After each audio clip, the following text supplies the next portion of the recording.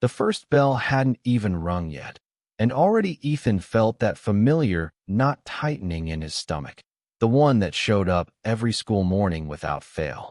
Kids were laughing, running across the playground, hugging their dads, high-fiving, sitting on shoulders, or being dropped off by men holding travel coffee cups and briefcases.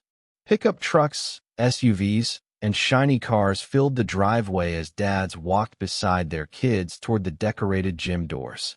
Today was Dad Day. To most kids, it was exciting, a day they looked forward to. To Ethan, it was a spotlight he never asked for. He reached the school gates slowly, worn backpack hanging off one shoulder, clothes a bit too old, and washed one too many times. His breath fogged in the chilly morning air as he scanned the courtyard, searching for someplace, any place, to disappear. He didn't have a dad to walk in with. Not anymore. He'd gotten pretty good at pretending it didn't bother him, but today, it was impossible. Everyone noticed which kid didn't have someone standing beside him. He hugged his arms around himself and kept moving. If he could get to the hallway before the event started, maybe he could hide until class began, or pretend he was sick, or help a teacher with supplies. Anything was better than sitting alone in the gym again with the entire school looking at him with pity. He passed the front window where he had spent Dad Day the year before, coloring a worksheet alone while other kids built paper ties with their fathers, glued popsicle stick mustaches, or shared crumpled drawings that said "You're the best, Dad." He remembered Mrs. Daniels kneeling beside him, voice soft so other kids wouldn't hear. "It's okay, sweetheart. You can imagine your dad if you want." He shrugged and nodded back then, as if that solved it. But nothing about it felt okay. This morning, he kept moving with his head down, hoping no one would notice him slipping by. But luck wasn't with him. A group of boys from his class, 3 of them, blocked his path. One of them, wearing a new varsity-style jacket with shiny navy sleeves, smirked. "Where's your dad, Ethan?" His voice was loud enough for other kids to turn and look. Ethan's face warmed instantly. The second boy flipped a basketball in his palms and shrugged dramatically. "Maybe he's invisible." The third one leaned in. Or he bailed again. Not a big surprise. Ethan swallowed. Hard. He knew he shouldn't react, but the sting still hit. It always did. He tightened the grip on his backpack strap and looked down at the pavement. "He's just not coming today," he mumbled. The boys exchanged a look that wasn't quite mean, it was worse. They felt superior. Powerful. Like they were confirming something they already assumed. They walked off laughing, shouting, "See you alone in the gym." Ethan stood there, wishing he could just disappear into the ground. And then footsteps. Not sneakers. Not dress shoes. Boots. Heavy ones. A shadow fell across him, and Ethan glanced up, startled. A towering man stood in front of him, blocking the morning sun, leather vest, arms thick with inked tattoos, wind-worn face, gray beard braided at the ends. His presence was like a thundercloud rolling into town. To a kid like Ethan, he looked like someone who belonged on a movie poster. The man studied him for only a second before speaking, voice rough like gravel dragged across concrete. "You all right, kid?" Ethan blinked. He'd never been directly addressed by someone like this before. He opened his mouth, but his voice was barely there. "Why, yes." The man's eyebrows lifted slightly, as if he heard the lie anyway. Ethan stood frozen. He didn't know what to do. Didn't know whether to run or stay or apologize for being in the way. Then the man gave a small nod, almost to himself, and asked, "This a school event?" Ethan's eyes dropped to the ground again. "Yeah, it's Dad Day." The man didn't laugh, didn't smirk, didn't tease. He just let the silence hang there. Ethan exhaled shakily. I don't have one to bring. It's fine. I'm used to it." But it didn't sound fine. Maybe it never sounded fine when said out loud. For a beat, the giant man just stared at him, studying him the way someone examines a problem they suddenly feel responsible for solving. Then he did something unexpected. He crouched, this massive, intimidating man lowering himself until he was eye level with a little boy who had learned not to expect anyone to bend down for him. "What's your name?" Ethan. The man nodded once. Mine's Ridge. Ethan tried to smile, but his nerves made it wobbly. Ridge jerked his chin toward the school entrance. You want someone walking in with you? Ethan's heart jumped into his throat. He didn't know how to answer. Was this real? Was this a joke? Kids with dads were still streaming past them, laughing and excited, none noticing the moment happening at the gate. Ethan swallowed. You don't have to. Ridge interrupted gently. That ain't what I asked. Ethan hesitated. Every instinct in his body told him not to hope, because hoping meant getting crushed later. But he heard himself whisper, yes. Ridge stood, slowly, like a boulder rising. Then hold tight a sec. He turned, 2 fingers in his mouth, and let out a whistle that echoed across the parking lot like a command. Engines thundered to life. Ethan turned around and nearly fell backward when he saw them. Motorcycles. A line of them. Chrome shining. Pipes rumbling. Engines coughing heat into the cool air. And every rider was wearing the same leather cut with the same patch. Hell's Angels. Ethan's mouth dropped open. Kids stopped talking. Teachers froze mid-step. Moms set down their coffee cups. And like a slow-moving tidal wave, the bikers rolled into the school drive, parking across an entire stretch of sidewalk. Men who looked like outlaws stepped off their bikes, removing helmets and gloves, tattoos crawling up their arms and necks. Ridge looked down at Ethan again. You don't have to do Dad Day alone. Ethan felt something in his chest crack open. The feeling of being defended, chosen, stood up for. He tried to speak, but the words wouldn't come. One biker slapped Ridge on the back. This him? Ridge nodded. The man grinned at Ethan. Then let's go make this kid's morning. Ridge held out his hand. Ethan stared at it. Huge. Scarred. Calloused. And then slowly placed his small hand inside. The bikers formed up behind him as they began walking toward the school door, boots thudding against pavement. And suddenly, nobody was looking at who Ethan didn't have. They were looking at who he did. Every eye in the parking lot was on Ethan as he walked toward the school doors with Ridge and a line of Hell's Angels behind him. Teachers stood frozen like statues holding clipboards midair. Kids stopped mid-sentence, soccer balls rolling away forgotten.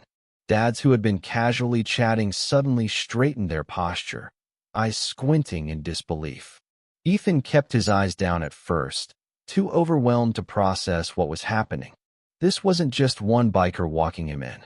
It was a convoy, a full escort. Real leather, real patches, real presence. It felt impossible, unreal, like a scene from a movie playing out around him while he remained the tiny, quiet center of it.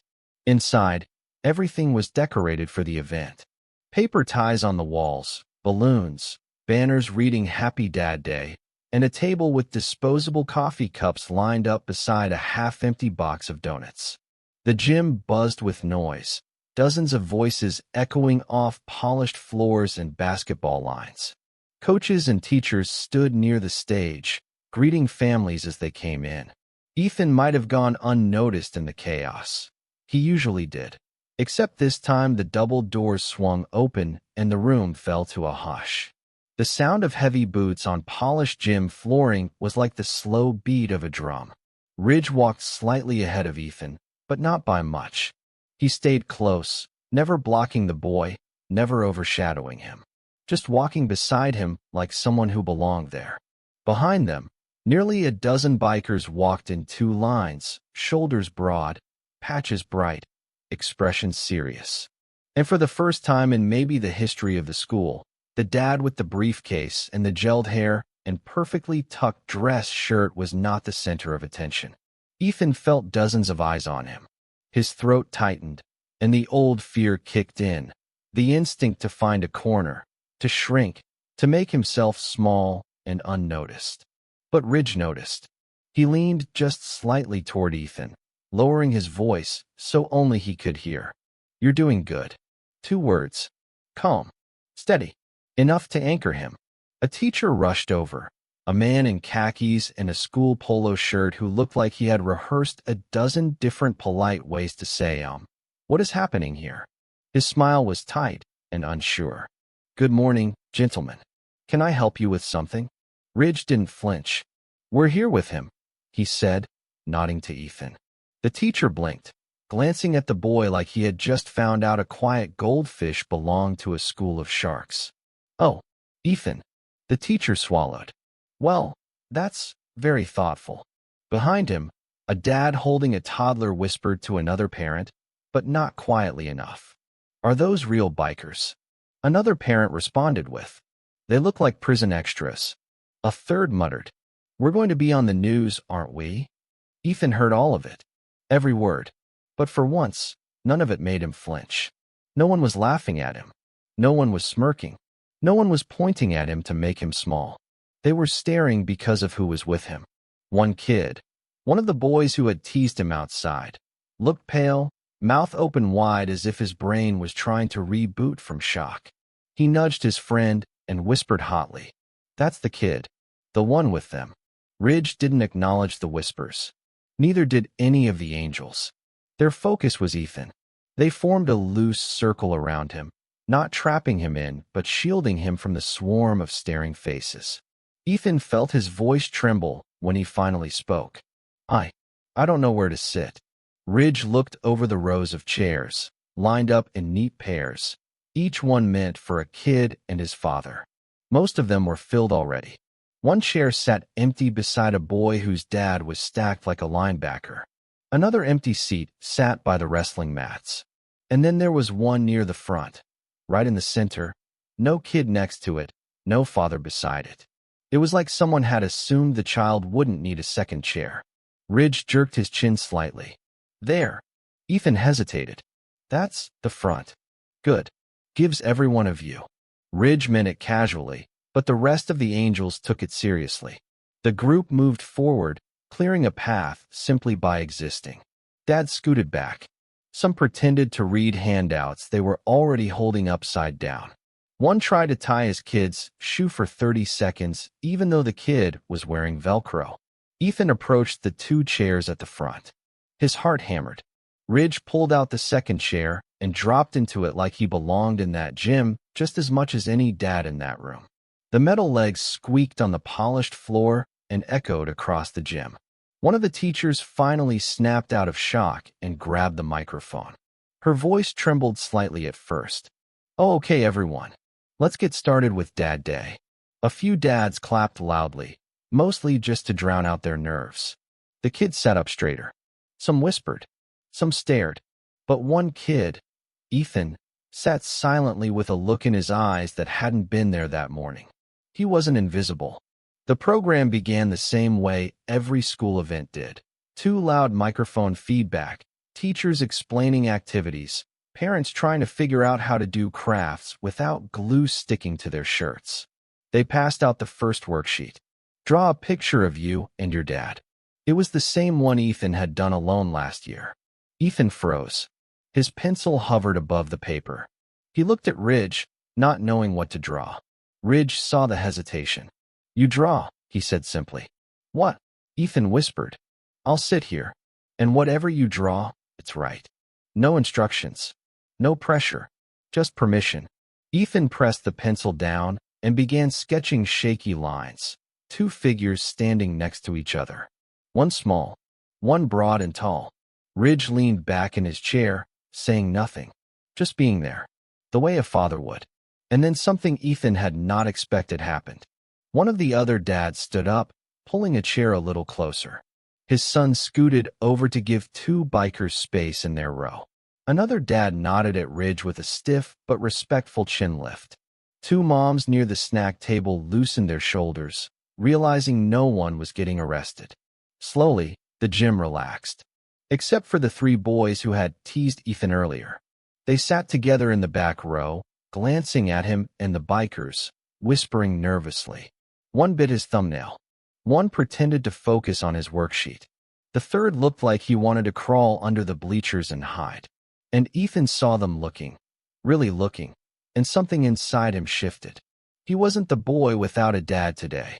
He was the kid walking with a pack who showed up for him. When the first activity ended, the teacher announced, "Okay, everyone. Next, we're heading outside for a group photo." Kids cheered. Dads groaned. Ridge stood. You ready? He asked. Ethan nodded, but he was also shaking a little. Ridge saw that too. He leaned down, voice low. You walked in here, kid. Hard part's done. Ethan let out a breath, one he'd been holding since the parking lot. And with that, the boy who'd walked to school alone that morning stood up with a man the size of a mountain beside him, and a line of bikers waiting behind, ready to face the world. The hallway leading to the playground was already crammed with students and parents waiting to funnel through the doors for the big group photo. Voices bounced around the walls, excited, nervous, impatient. Somewhere, a teacher was trying to restore order with a whistle that nobody was listening to. Ethan stood with Ridge towering beside him, surrounded by leather, ink, and the low rumble of men who didn't need to raise their voices to be heard. The other students gave them wide space without being asked, partly nervous, partly awed. Ridge didn't react to the stares, but Ethan felt every one of them. Kids kept sneaking glances, some curious, some impressed, some confused. Two girls whispered near the water fountain. Is he famous? No, I think he's a biker. He looks cool. Ridge pretended not to hear, but Ethan noticed the faint smallest twitch at the corner of his mouth, almost a smile. The hallway moved forward, and they stepped out onto the schoolyard. The sun hit the patches on Ridge's vest, making them gleam like old medals. A teacher waved a clipboard high above her head. Okay, everyone, let's gather on the bleachers for the photo. Dads, stepdads, uncles, and grandpas herded toward the bleachers. Kids climbed up, sneakers squeaking against metal steps. The Hells Angels moved in a line, casual but unmistakably organized. Ridge didn't need to tell them where to stand. They arranged themselves automatically, instinctively forming a protective arc without looking like they were doing it. Ethan felt a flutter of nerves again. He hesitated at the bottom of the bleachers, looking at the rows of benches. Other kids had dads holding their hands, pulling them into place or patting their shoulders. He looked at Ridge. Ridge simply nodded, as if to say, I'm right here. Ethan climbed the steps and sat in the middle row. Ridge stood behind him, hands loosely resting on the railing. To his left and right, the other bikers filled in, forming a backdrop of broad shoulders and leather. A dad in a golf shirt leaned to another. Is this normal? The other dad shrugged. I don't know, but I'm not telling him to move. The teacher operating the camera cleared her throat, eyes wide like she had just walked into the most intimidating class photo of her career. Okay, we're going to try one smiling shot. The camera snapped. Great. And now one silly shot. The camera snapped again, though most of the bikers didn't change expression. Kids laughed anyway. But one thing stood out. Ethan was smiling. Not a forced smile. Not a polite smile. A real, full smile that shoved dimples into his cheeks and lit up his tired eyes. He almost didn't recognize the feeling in himself. When the photo was done, kids spilled off the bleachers immediately, tugging at their parents' sleeves. Snacks. Can we go play? Let's go inside. Ethan climbed down slower. Ridge waited for him at the bottom, and once Ethan's sneakers hit the cement, the boy let out a small breath. I've never been in the middle before, he said softly. Ridge looked down at him. That's so. Yeah, I usually stay at the end of the row. Less noticeable. Ridge let the silence work for a second, then said, You ain't invisible today. Ethan didn't answer, but he looked away quickly, suddenly blinking faster than usual. His throat felt tight, with unfamiliar emotion. He wasn't used to being seen, at least, not in a good way. And then, like sharks sensing movement in the water, the same three boys who teased him that morning approached. They moved slowly, not chest out confident now, more cautious. The tallest one spoke first, hands shoved in his hoodie pockets. Hey, Ethan. Ethan got still. The boy glanced up at Ridge, then quickly looked back at Ethan instead, because locking eyes with Ridge was like staring into a brick wall that might punch back. We didn't know you were bringing people. Ridge's voice was low, steady. He didn't need to bring anyone. We chose to come. The boys shifted uncomfortably. The smallest of them swallowed. We just didn't think anyone would show up for you. There was no laughter now. No smirking. Just awkward feet shuffling and teenage pride leaking out of the seams. Ridge leaned down slightly, not enough to intimidate, but enough that they had to look up at him. That right there is why you don't assume things about people. The boys nodded quickly. One of them looked at Ethan and managed to say, Your, friends are cool. Ridge straightened. Brotherhood. All three boys nodded like they had just learned a new vocabulary word they didn't want to forget. The first boy cleared his throat. Well, see you around. They hurried off. Ethan stared after them, stunned. I think they apologized, he said quietly. Ridge tilted his head. They tried. Not everyone knows how to do it right. But they never said sorry before. That's because they never had a reason before. Ethan absorbed that carefully, like he was folding a note into the pocket of his mind. Before Ridge could say anything else, another sound cut the air, the unmistakable rapid footsteps of someone hurrying across pavement. A woman in a worn jean jacket came rushing through the playground gate, breathless, hair slightly disheveled from running. She froze when she saw who Ethan was standing with. It took her a moment to place what she was seeing. Ethan's mom. Her eyes darted from Ridge, to the bikers, to Ethan, and her hand came up instinctively, as if preparing to apologize or defend, or both at once. I'm so sorry I wasn't here sooner, she gasped. I couldn't get off early. I ran as fast as I could. Ethan's face tightened. It's okay, Mom. But Ridge stepped back a half step, not intruding, not dominating the moment, simply making space for her. She looked up at him again, swallowing. And you are? Ridge offered a respectful nod, voice calm and even. I'm a friend. The choice of words mattered. He didn't claim a title. He didn't claim a role. He didn't step into a space that wasn't his. Just a friend. Ethan's mom blinked quickly, emotions storming her features. Embarrassment, gratitude, worry. I hope he wasn't any trouble, she said softly. Ridge shook his head.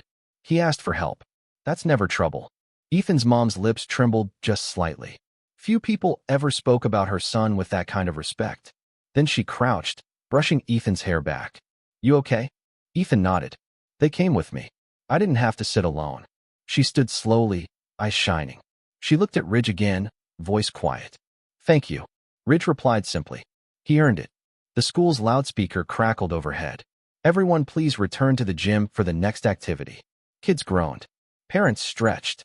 Ridge looked down at Ethan. You want us to stay? Ethan blinked. You would. Ridge gave the smallest shrug. We don't leave someone halfway.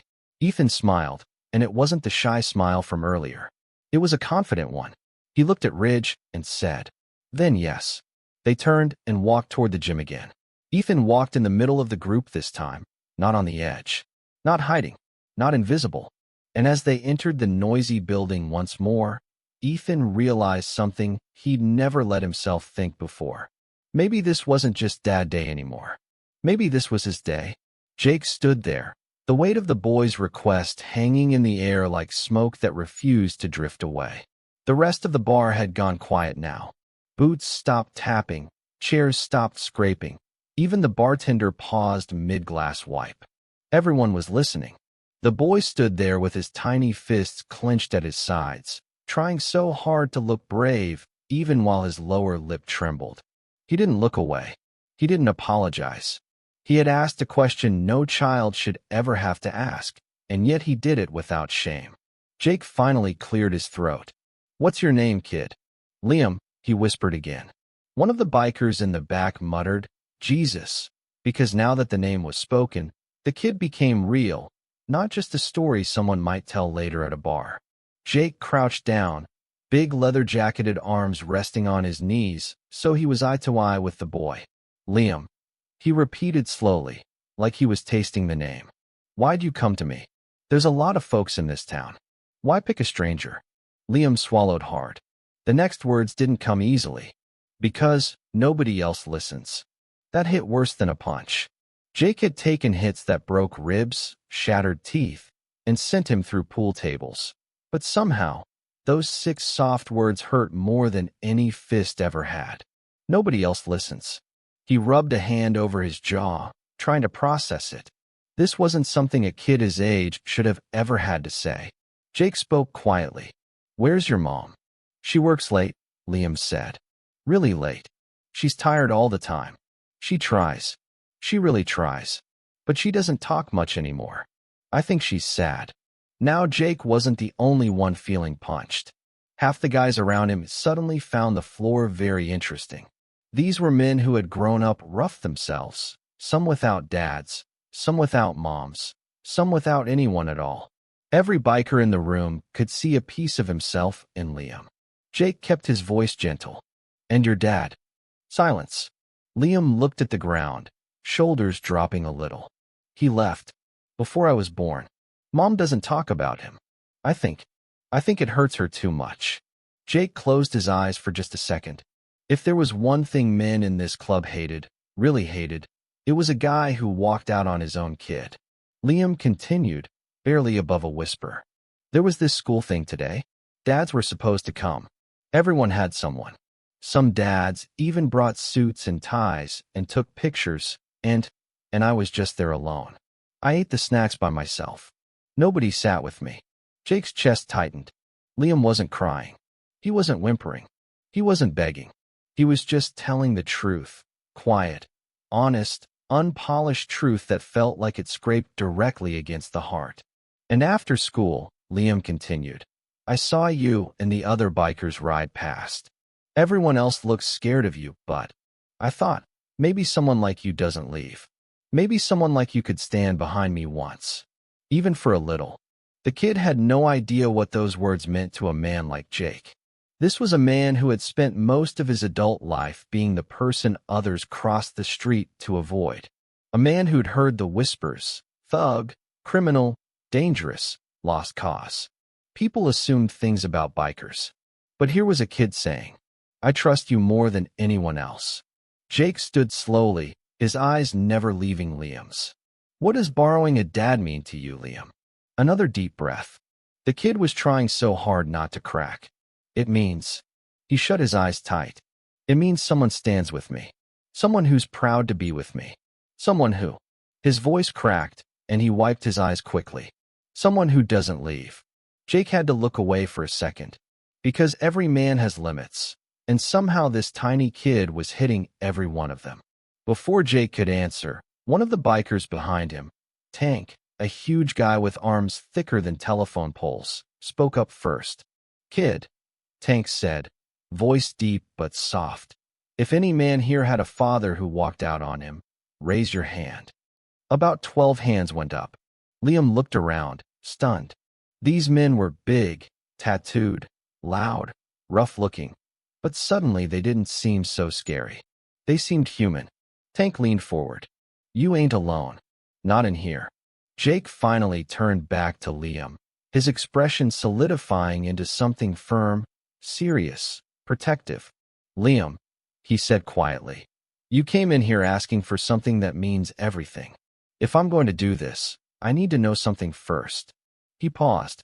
Do you want a dad for a day? Or are you asking for something that lasts longer than that? The kid looked up, eyes wide and glistening. I just want someone who stays. Nobody in the room breathed for a moment. Jake nodded once. Slow. Heavy. Final. Then, Liam, I think we can work with that.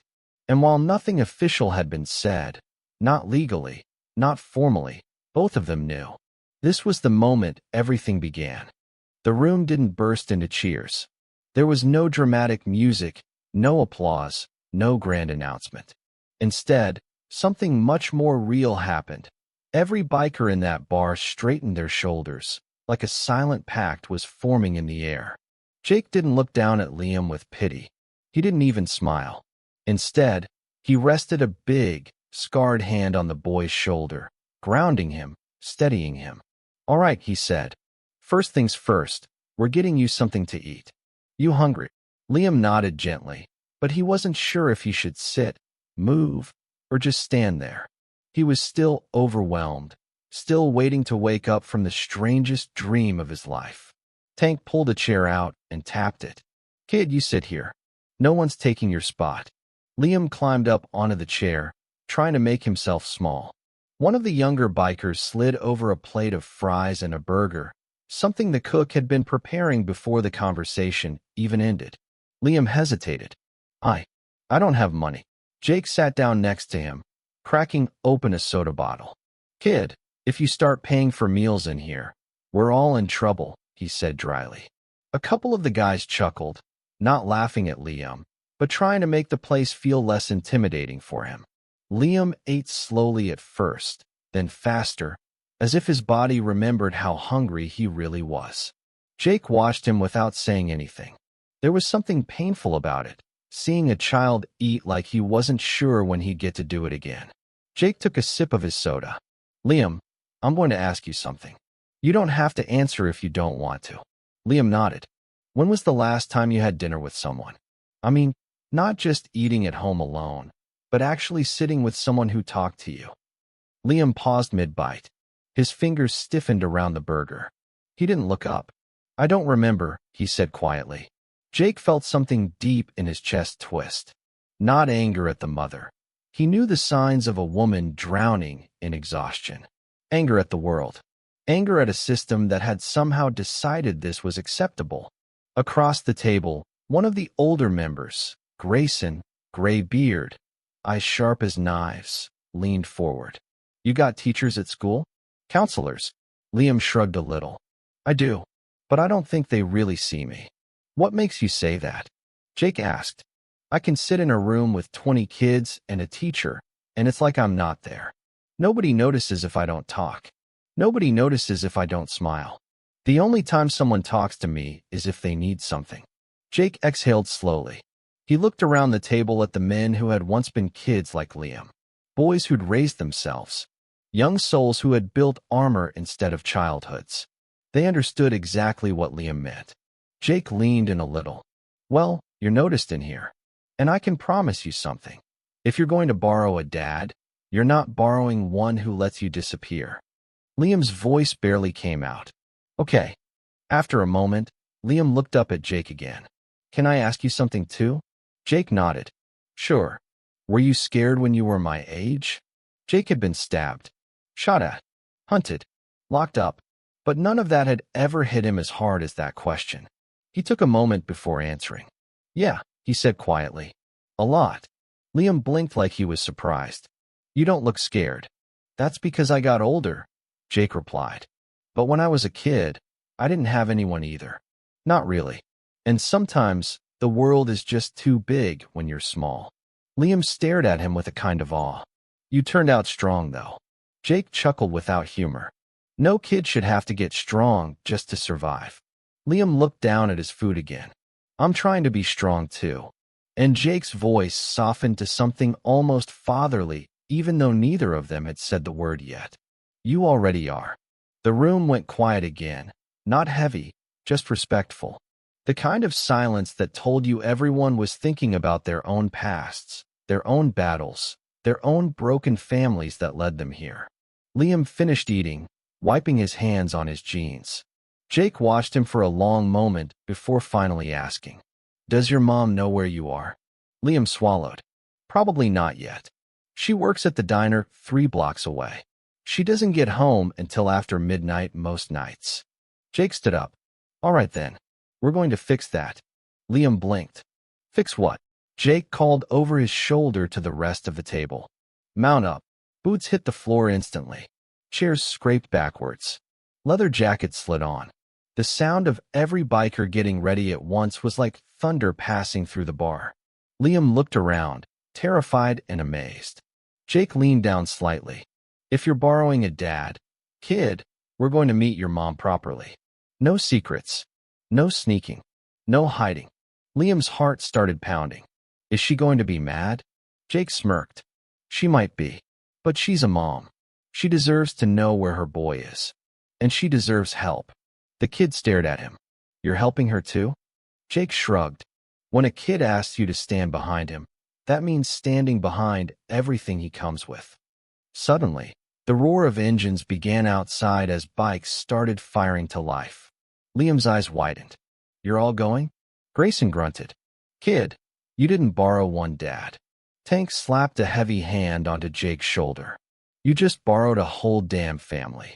Liam couldn't speak, and for a kid who had spent most of his life invisible, that was the first moment he finally felt seen. Outside, engines were rumbling, heat rolling off the chrome like breath from dragons. Jake looked down and held out a hand. You ready? Liam nodded and slipped his small hand into Jake's massive one. They walked toward the door together, and the world outside was about to see something it had never seen before. A lonely boy not walking alone anymore. The cold night air hit Liam as soon as he stepped outside, but instead of making him shiver, It woke him up, like stepping into a world he wasn't sure he belonged to but desperately wanted to. The parking lot wasn't a parking lot anymore. It was a fortress of chrome, steel, and roaring engines. 20 motorcycles, lined up in formation like knights on thunder beasts. Exhaust fumes curled into the night sky, lit by neon signs and flickering street lamps. Liam stopped for a second. He didn't know where to look. Every bike looked like a weapon. Every biker looked like someone who'd survived wars without ever stepping into the military. They were wild, rough, dangerous, terrifying, and yet somehow safe. Jake crouched down slightly so he could talk to Liam on his level. He didn't yell over the engines. He spoke calmly, like nothing about this moment was bigger than the boy standing in front of him. You ever been on a motorcycle before? Liam shook his head. Jake smiled a little. All right, then we'll do this slow. He walked over to his bike, a heavy black machine with chrome that looked like moonlight on a blade. The back seat had a leather strap across it. You sit there, Jake said. You hold this strap until I tell you to hold me instead. Liam took a breath and tried climbing up. His sneakers were worn down, and he struggled. Tank grunted, stepped forward, and lifted him up one-handed like he weighed nothing. Don't drop him, Jake said. I can deadlift 3 of him, Tank replied. Liam sat on the seat and gripped the strap tightly. The leather was worn smooth from years of rides like this one. Jake swung onto the bike in front of him and handed him a spare helmet. We'll get you one that fits later, but this'll do for tonight. Liam placed it on his head. It was too big, but he didn't care. He looked like one of them now, or at least he felt like it. Jake yelled to the group without turning around. Destination, Riverside Diner. There were nods. No questions. No hesitation. Helmets went on. Kickstands flipped up. Gear shifted. Jake looked back at Liam one last time. You hold on tight. I won't let anything happen to you. The bike rumbled under them, alive and powerful. Liam squeezed the strap, heart racing. He didn't feel fear. He felt something new. Belonging. Jake twisted the throttle, and the bike launched forward with a roar so deep it rattled the windows of the buildings nearby. Liam gasped, not because of speed, but because of the wave of sound and power vibrating through him. Behind them, the rest of the club followed, engines harmonizing in deep metallic thunder. Pedestrians on the street froze and stared, phones out, jaws dropping. A convoy of Hell's Angels escorting a child. People whispered, took pictures, stepped back from the sidewalk. Liam didn't see any of it. He held on, wind rushing against his jacket, the world flying by in streaks of light. For the first time in his life, the city didn't feel huge and empty. It felt small, manageable, protected. Jake leaned slightly and yelled back so Liam could hear over the engine. This feel all right? Liam yelled back through the helmet. It feels amazing. Jake smiled and gunned the engine harder, and the bike surged forward. 5 minutes later, they turned down Main Street, the road narrowing as storefronts passed them on both sides. Liam recognized the intersection. He'd walked this path 100 times, alone, usually on nights where the cold made his bones ache. But tonight wasn't like any of those nights. Tonight the street was rumbling with horsepower and loyalty. They were approaching the Riverside Diner, the place Liam's mother worked late shifts scraping tips off sticky tables under harsh fluorescent lights. The front window glowed warmly, and Liam could see a few customers inside finishing their meals. Jake slowed. The rest of the pack followed, engines easing down but still loud enough to shake the ground. People in the diner turned to look. Forks paused midair. Conversations froze.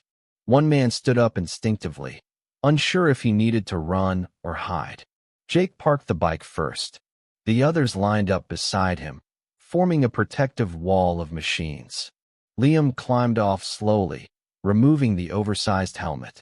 His legs trembled, not from fear, but from the sheer intensity of everything that had just happened. Jake put a steadying hand on his shoulder. You ready?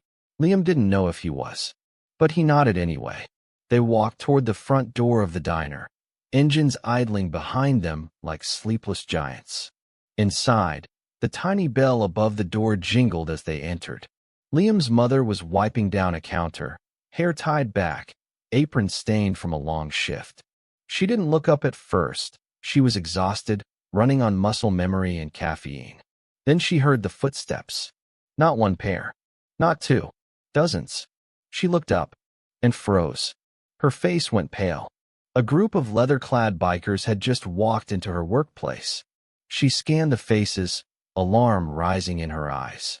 Then she saw Liam standing in front of them. Her mouth fell open. "What, Liam?" She rushed around the counter, dropping her rag, kneeling to check if he was hurt. "Where were you? I came home and you were gone. Are you okay? Did something happen? Are you hurt?" Liam shook his head quickly. "I'm okay. I'm okay." Jake stepped forward slowly, not wanting to scare her. He stood with his hands visible, posture calm, voice level. "Ma'am, he came to us. He wasn't in trouble. He wasn't running away. He just needed help." She looked up at Jake, eyes narrowed, adrenaline still firing. "Help? From who?" Jake didn't flinch. "From a dad. Just for a night." Her breath caught in her throat. Her eyes glassed over instantly as she looked at her son. "Oh, Liam, sweetheart." Liam lowered his eyes, suddenly ashamed. "I wasn't trying to make you feel bad." She grabbed him and hugged him tight, voice cracking. "You didn't make me feel bad. You could never." She pulled back and looked at Jake again, tears still in her eyes, wiping them with the back of her hand. "I'm sorry if he bothered you. He's just been very alone." Jake shook his head. "He didn't bother anyone. In fact, I owe him a thank you." She blinked. "For what?" Jake looked around slowly before answering. "For reminding all of us what it looks like to ask for something you need. Most grown men can't do that." The mother stared at him, speechless. Tank stepped forward next, clearing his throat awkwardly, because big bikers talking about feelings wasn't exactly their comfort zone. "Ma'am, if you need help, with him or with anything, you just say the word." She looked around at the group, some intimidating, some tattooed, some scarred, but none of them cruel. None of them mocking. None of them cold. Just present. She exhaled shakily. "I've been trying. I can't work and be home and give him what he deserves all at once." Jake nodded. No mother should have to do it alone. Liam watched the exchange silently, eyes flicking between them, trying to process the fact that the world had just tilted into a direction he never thought possible. His mother stood, brushing her apron. "Let me finish my shift. Then we can all talk outside." Jake smiled just a little. "We'll be here." She returned to her station, and the customers in the diner stared like they weren't sure what alternate universe they'd just walked into. Jake turned to Liam. "You did good." Liam spoke under his breath. "I was scared." Jake put a hand on his shoulder again. "You came anyway. That's what bravery looks like." Liam swallowed and took in the room. No shouting. No threats. No chaos. Just a tired mom realizing she wasn't carrying the weight alone anymore. And a boy discovering what it felt like to have someone standing behind him. For the first time in a very long time, Liam's world didn't feel like it was crashing down. It felt like it was finally holding him up. The diner slowly slipped back into motion, but nothing inside felt normal anymore. Forks clinked against plates. Quiet conversations resumed. But every single person kept glancing over at the corner where Liam and a pack of leather-wrapped giants had settled into booths and chairs. Customers weren't scared anymore. They were curious. Something told them this wasn't the kind of scene that ended in broken windows and police tape. It was something much rarer. A lost boy found by people who knew how to hold broken things together. Liam sat beside Jake in a booth, small hands folded tightly in his lap. He kept looking at the kitchen door that his mother disappeared through. He was nervous, guilty, afraid she'd be mad, afraid he had made her life harder. Jake leaned back in the booth, sensing every emotion without needing to ask. "You thinking too much," he said. Liam jumped slightly. "How did you know?" Jake tapped the side of his head. "I used to do the same thing. Pretty much lived up here. Half the time, I wasn't really in the world at all. Liam looked at him. How'd you stop? Jake considered the question like it deserved a real answer, not a quick cliche.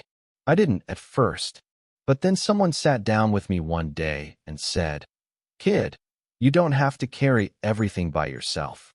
That's simple. Liam blinked. You had someone? Jake smiled faintly. For about 6 months. Then he passed. Oh, Liam whispered. I'm sorry. Jake shrugged gently. Everyone gets someone for some amount of time. Sometimes it's years. Sometimes minutes. Sometimes just one conversation. But if you're lucky, that one moment changes you forever. Liam took that in. Really took it in. Because it was the first time in his life that someone talked to him like he was worth saying something real to.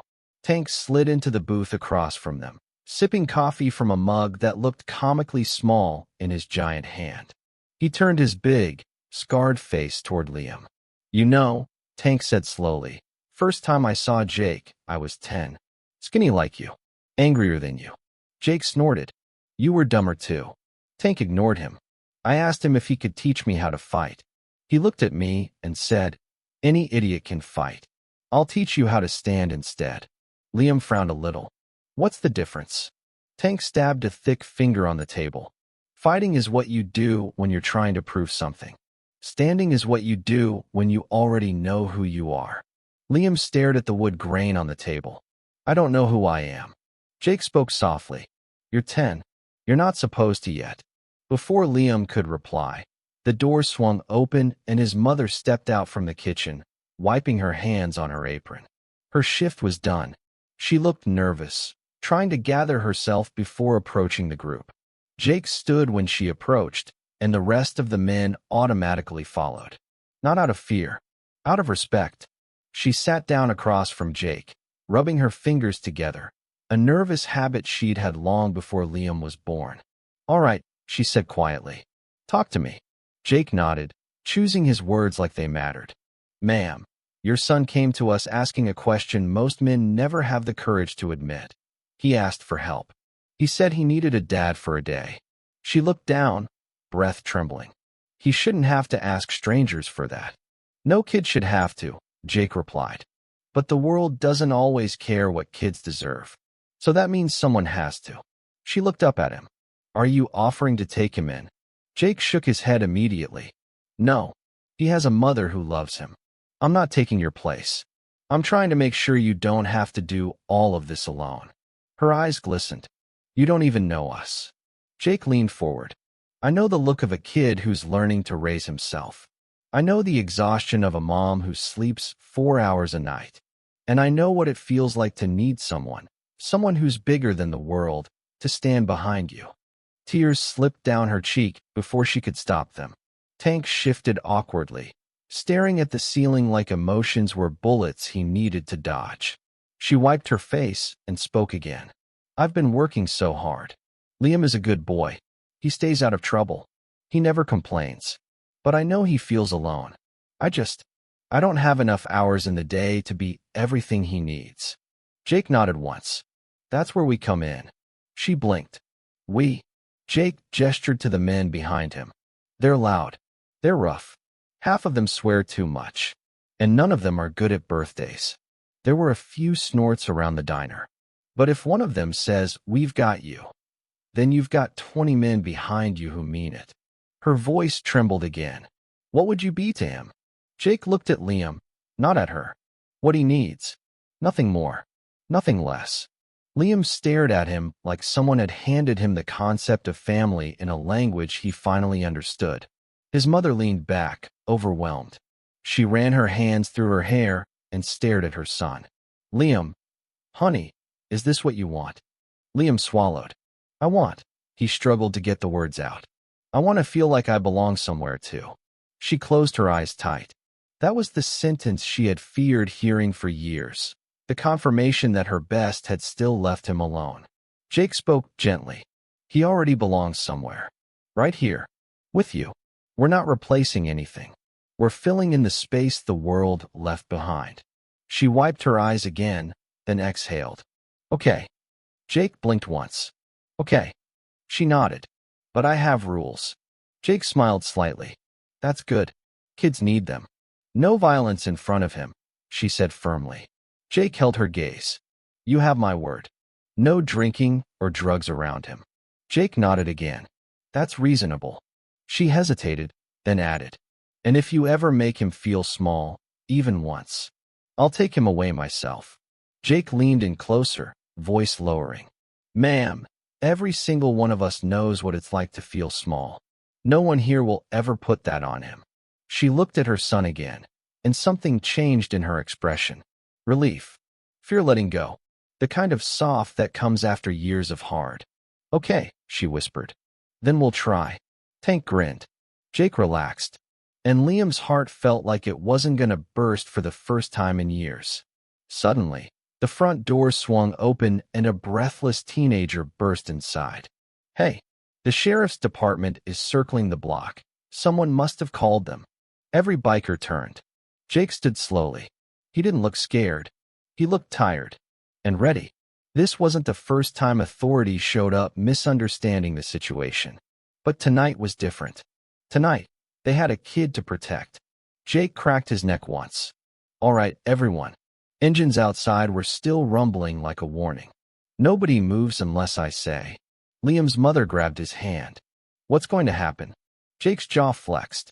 That depends on whether they want the truth. He stepped toward the front door, or the version they've already decided on. Jake walked toward the front door of the diner like a man walking toward the edge of a cliff, but with the posture of someone who had jumped before and already learned how to land.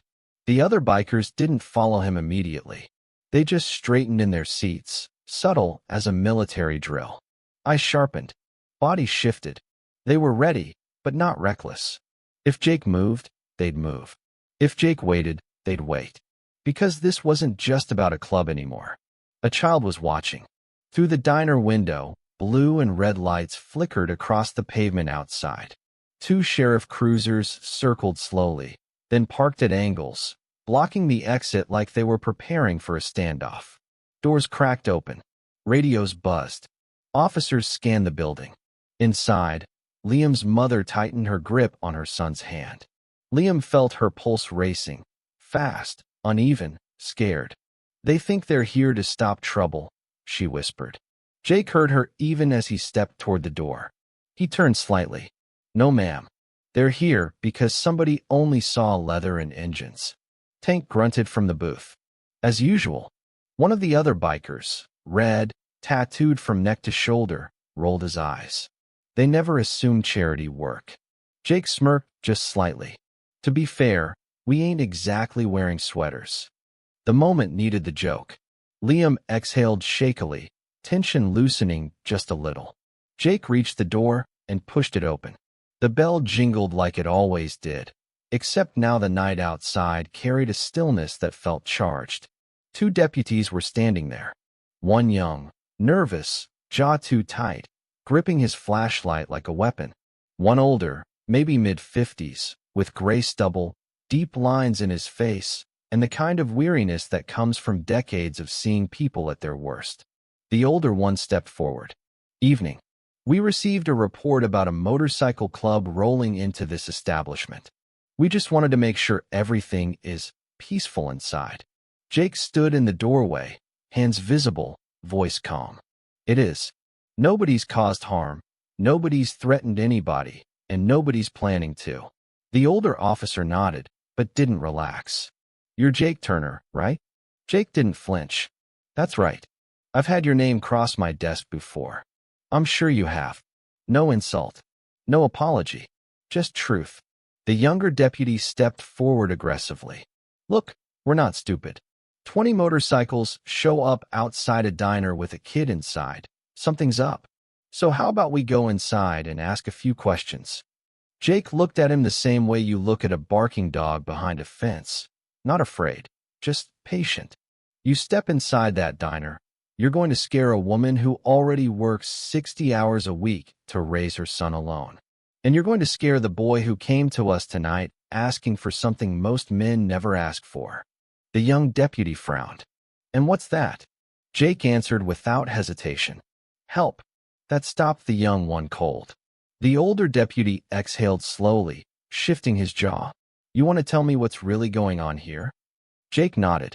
I do. But I'm not doing it out here. You come inside. No guns drawn. No hands on belts. You talk like people, not uniforms. And if you do that, we'll answer every question you've got. The younger deputy looked ready to protest. The older one held up a hand. Holster it. We're going in. The two officers followed Jake inside. The bell chimed again. Every biker turned their heads slightly, not threatening, just acknowledging the presence of law. Liam's mother stiffened. Tank leaned forward in his booth like a boulder getting ready to shift, but Jake shot him a brief look. Stand down. Tank relaxed again. Jake gestured to a booth. Sit. The deputies sat. Jake slid into the seat across from them. Liam sat next to him, trying to make himself smaller. The older officer's eyes softened just a fraction. You all right, son? Liam nodded. Yes, sir. The younger deputy looked around at the bikers. So, what is all this? Jake took a breath. And instead of complicating things, he told the truth. A scared boy walked into our clubhouse tonight and asked if he could borrow a dad for a day. The younger deputy blinked. That's it. Jake nodded. That's everything. The older officer turned his gaze toward Liam's mother. You his mom. She nodded. I work double shifts. I'm doing everything I can. But sometimes I'm not enough. The younger deputy's voice softened. Ma'am, that doesn't make you a bad mother. I know, she said quietly. But it still makes him a lonely kid.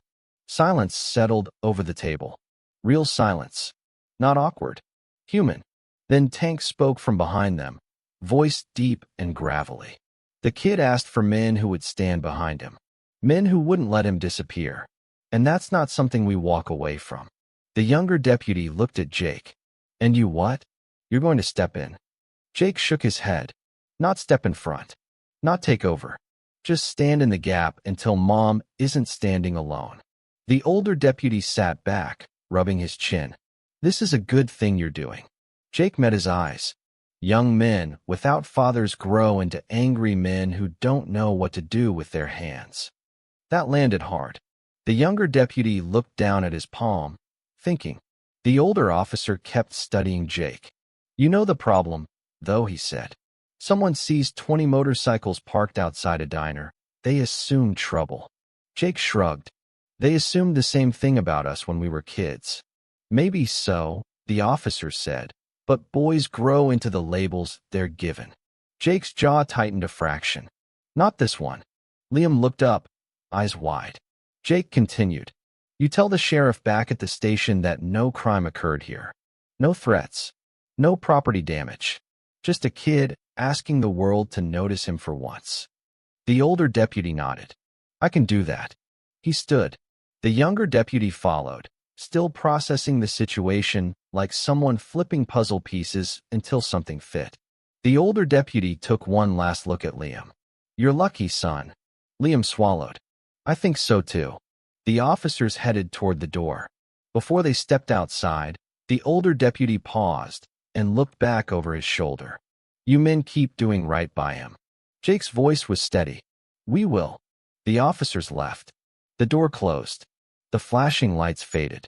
Outside, the roar of the engines continued waiting in the darkness, not in aggression, but in solidarity.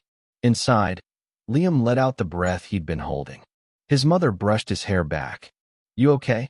I think, he whispered, for the first time, yeah.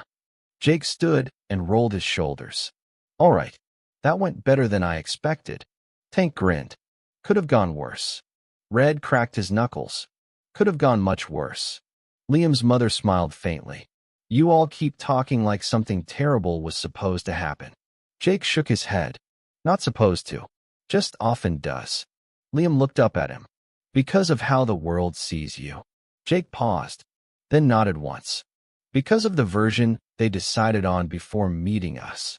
Liam thought about that for a moment. Jake thought something else entirely. He wasn't going to let the world decide Liam's version. Not if he had anything to say about it. Jake clapped his hands once. All right. It's late. Let's get this kid home. Liam froze. And tomorrow? Jake looked at him. We start teaching you how to stand. The ride back to Liam's apartment should have taken 10 minutes. It took 30, because 20 motorcycles rolling through the sleeping town at midnight didn't move quickly, they moved with purpose. Engines low, headlights cutting through the quiet, they weren't just escorting a child home. They were making a promise to a city that didn't yet know what had changed. Liam sat on Jake's bike with his arms wrapped around Jake's waist, the kid's helmet slightly crooked because it was still too big for him. Jake reached down once at a stoplight to straighten it. "You good back there?" Liam nodded. "I feel safe." Jake didn't smile often. Not wide. But this time, the corner of his mouth tugged up. "Good." A few feet behind them, Tank rode his huge bike like a moving wall, watching everything, scanning the shadows like he was daring trouble to even try. When they reached Liam's building, Jake parked first. The engines cut one by one, each shut down, echoing down the street like a stamp of finality. Lights clicked off. Kickstands dropped. Liam climbed off the bike, wobbly-legged but excited. His mother pulled him close. "Thank you for bringing him back." Jake shook his head. "We were just keeping watch while he did the brave part." She frowned slightly. "And what part was that?" Jake rested a hand on Liam's shoulder. "He asked for help. Most grown men never learn how to do that." Liam looked at Jake like he'd just been handed a secret the rest of the world never told him. Was that really brave? Jake crouched so he was eye level with the kid. Bravery isn't not being scared. Bravery is doing what's right even when it scares you. Tank grunted. "Knife fights aside, kid, that was top-tier courage." Liam's eyes widened. "You've been in knife fights." Jake shot Tank a look so sharp Tank immediately cleared his throat. I mean food fights. We fight over snacks." Jake stood. "We're working on Tank's storytelling." Red crossed his arms. "He's a work in progress." Liam's mother hid a smile behind her hand. Jake turned back to her. "Before we leave, I need to ask you something." She stiffened slightly. "What's that?" Jake took a breath. Not threatening, not pushing, just honest. "This kid is smart. And he's hurting. But he's reaching the age where pain stops leaking out as tears and starts leaking out as anger.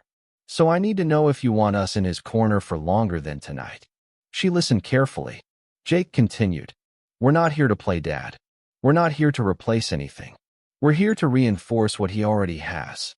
Because right now, he's carrying too much weight for one set of shoulders." Silence. Liam didn't blink. His mother's voice shook. Not from weakness, but from the exhaustion of years trying to be a whole army by herself. "How long would you stay involved?"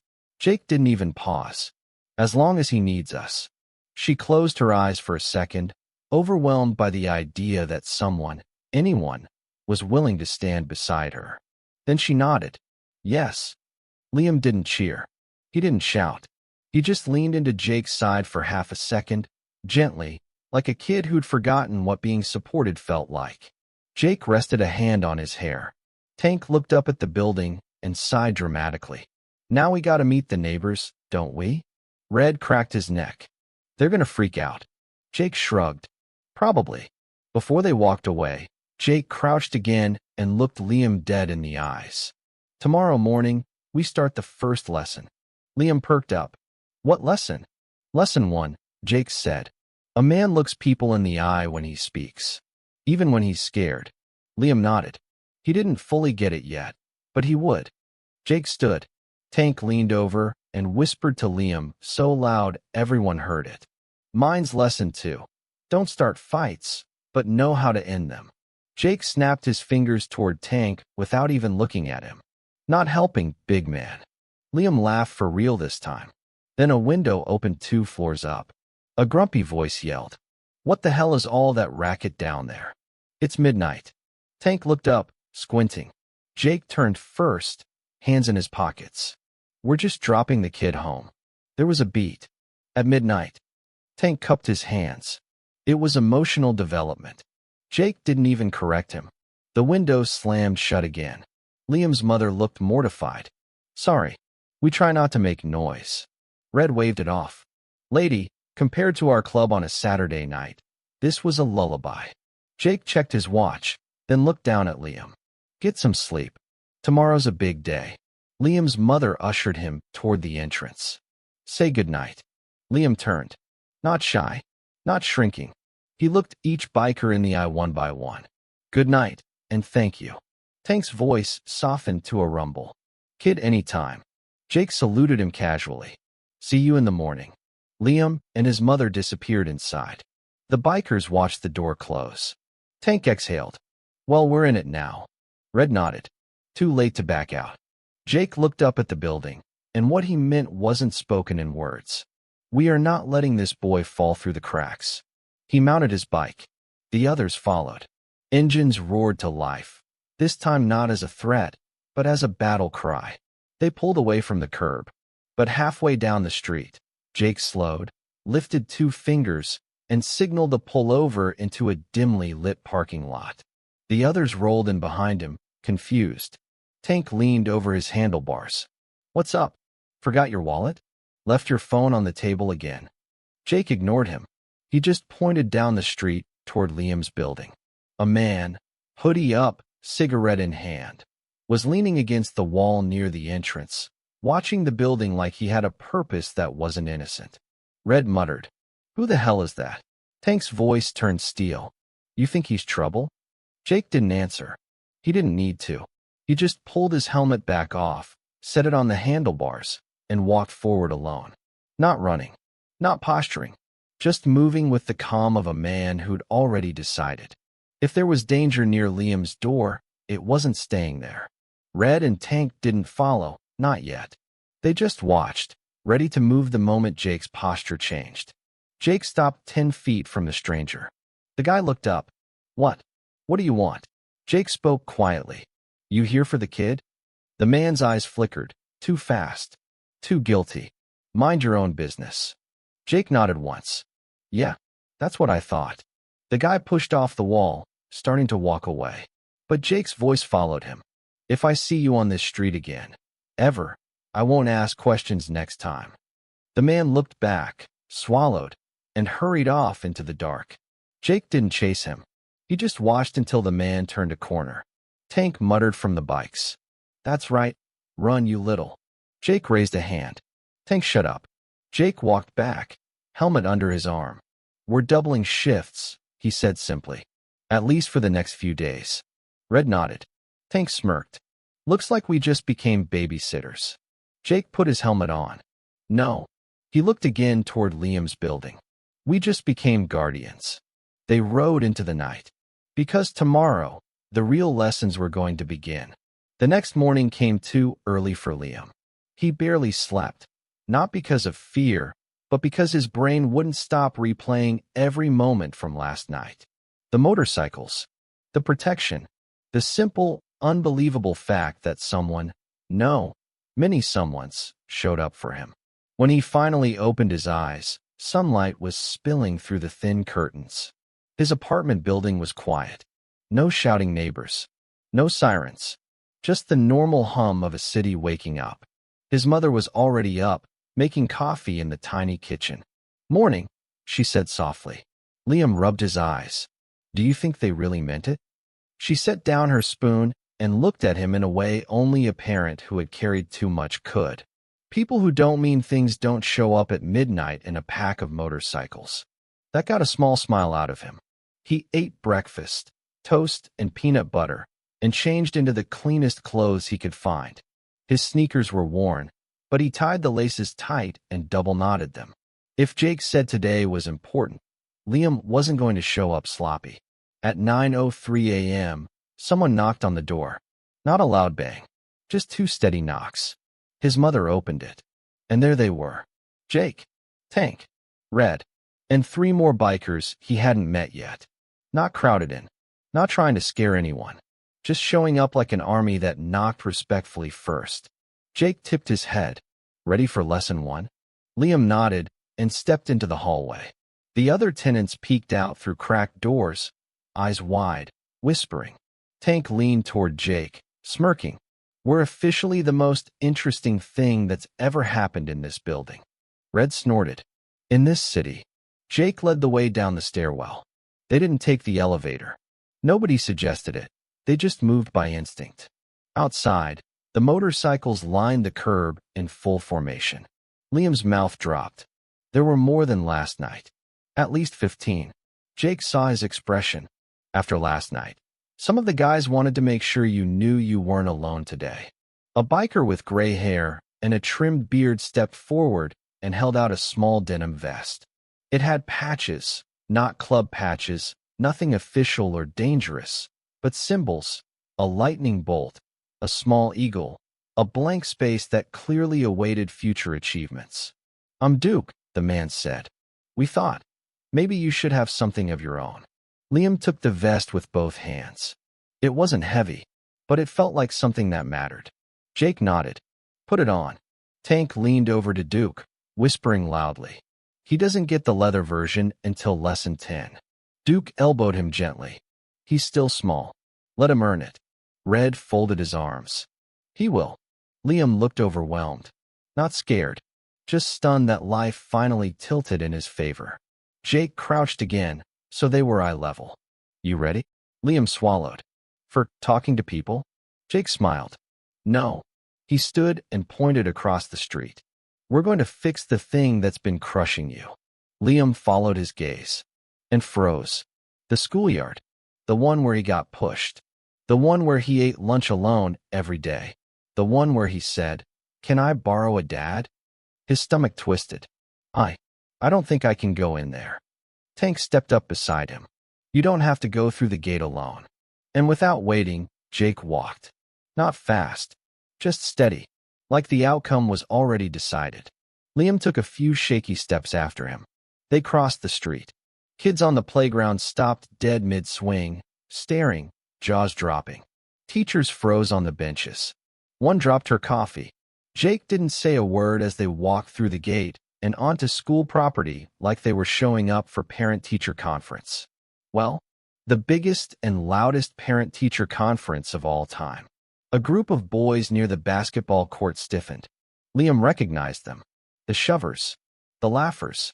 The ones who saw weakness and liked the feeling of stepping on it. One of them muttered, "Oh my God, is that his?" Tank cracked his knuckles loud enough to echo. They're about to rethink their whole career path. Jake ignored him and kept walking until he reached the boys. He stopped in front of them. Calm. Silent. Not angry.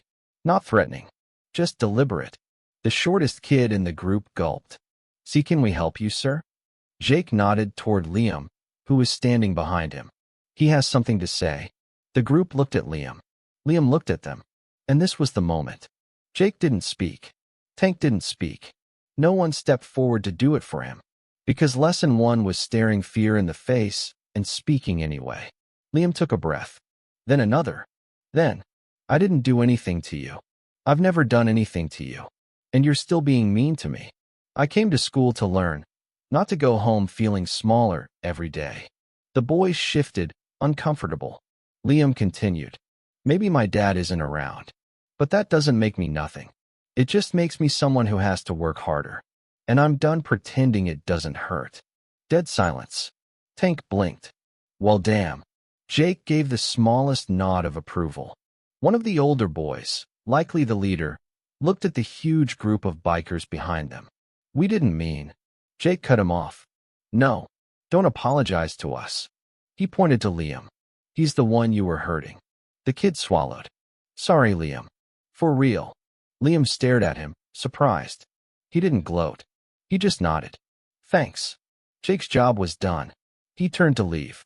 But as they walked back toward the gate, a teacher hurried over, clearly panicking.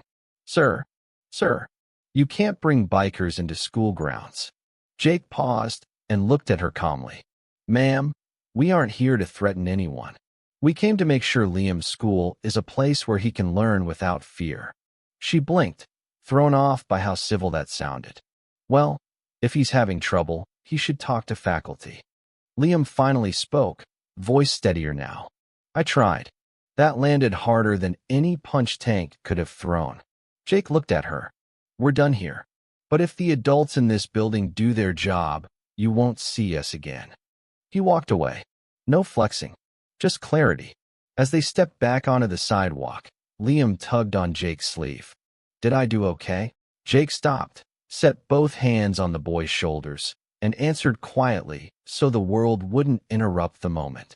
You changed the ending today. That's more than okay. Liam's eyes watered, not from sadness, from release. Tank clapped him on the back, nearly knocking him forward. You survived school. Next stop, life. The engines roared to life one by one. Liam stood on the curb, denim vest flapping in the wind, watching the sound of protection roll away.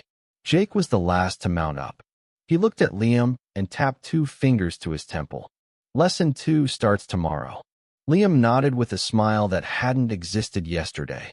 The bikers rode off, leaving behind something more powerful than intimidation. They left him with confidence. And for the first time in his life, he didn't go home feeling alone.